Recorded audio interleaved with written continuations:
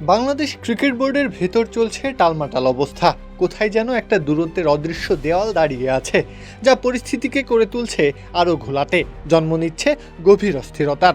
আর এই অস্থিরতার কেন্দ্রীয় চরিত্রে সভাপতি আমিনুল ইসলাম বুলবুল। খেলোয়াড় হিসেবে বুলবুল ছিলেন সম্মানিত এক নাম, বাংলাদেশের অভিষেক টেস্টের সেঞ্চুরিয়ান, এক প্রজন্মের অনুপ্রেরণা।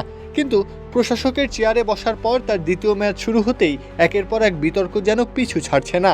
4 মাসও পূর্ণ হয়নি দায়িত্ব নেওয়ার, এর মধ্যেই 3টি গুরুত্বপূর্ণ স্টেক হোল্ডার গ্রুপ থেকে এসেছে বয়কটের ডাক, যা দেশের ক্রিকেট ইতিহাসের বিরল ঘটনা। প্রথম ধাক্কা আসে ঢাকার ক্লাবগুলোর পক্ষ থেকে।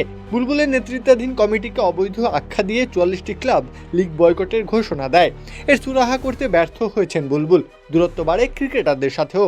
পরিচালক নাজমুল ইসলামের বেফাঁস মন্তব্যের জেরে ক্রিকেটাররা বিপিএল বয়কটের ডাক দেয়, অপসারণের দাবি জানায়। সাময়িকভাবে সেই দাবি মেনে নিলেও পরবর্তীতে আবারও তাকে বহাল করা হয়। তাতেই দূরত্ব বেড়ে যায় আরও। এমনকি ঘটনা প্রবাহে বাদ যাননি সাংবাদিকরাও। ব্যর্থতার খসড়া আরও প্রকট আকার ধারণ করে বাংলাদেশের বিশ্বকাপে না যাওয়ায়। তার আমলে এমন ঘটনা দেশের ক্রিকেটের বড় রকমের ক্ষতি করেছে।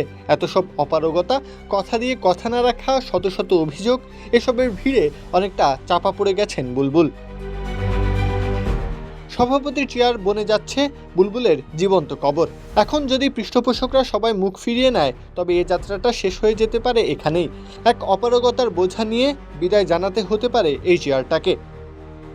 প্রত্যহ কাব্য, খেলা ৭১।